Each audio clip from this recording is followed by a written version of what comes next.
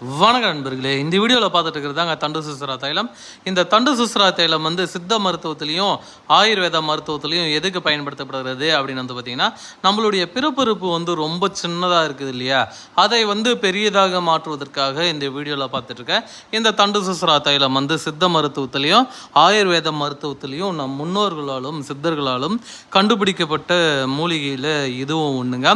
இதுக்கு ஈடு இணையான மருந்துகள் உலக நாடுகளிலே கிடையாதுன்னு சொல்லலாம். அந்த அளவுக்கு இது ரொம்ப ஸ்பெஷலான ஒரு ப்ராடக்ட்டு. ஏன்னா ஆணுறுப்பு தடிமனாக்குறது அவ்வளோ சாதாரணமான ஒரு விஷயம்லாம் கிடையாதுங்க. நீளமாக்குறதும் சாதாரண விஷயம் கிடையாது. அது நம்ம சித்த மருத்துவத்திலேயே ஒரு சவாலான ஒரு விஷயம்.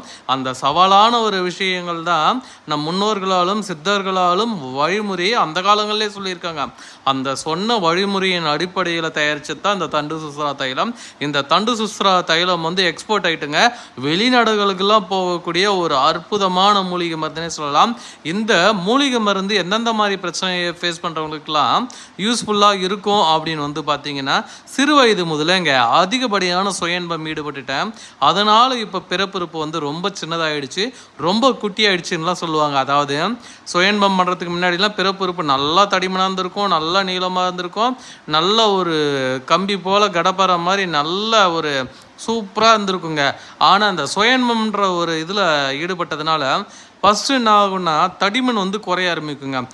அதுக்கப்புறம் வந்து பார்த்திங்கன்னா அந்த தடிமன் சுத்தமாக குறையும் போது விரப்பத்தன்மையுமே குறைஞ்சிருங்க.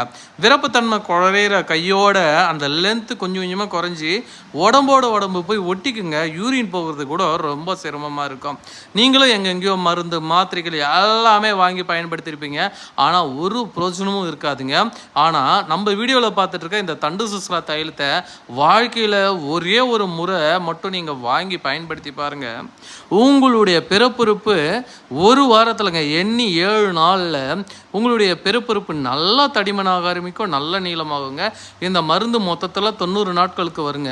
ஒரு 5லிருந்து 7 சொட்டு பிறப்புறுப்பு மேலே விட்டு முன்னோக்கி நீ விட்டுட்டா போதுங்க. உங்களுடைய பிறப்புறுப்பு நல்லா தடிமனாக ஆரம்பிக்கும், நல்ல நீளமாக ஆரம்பிக்கும், நல்ல ஒரு உறுதி பெற ஆரம்பிக்குங்க.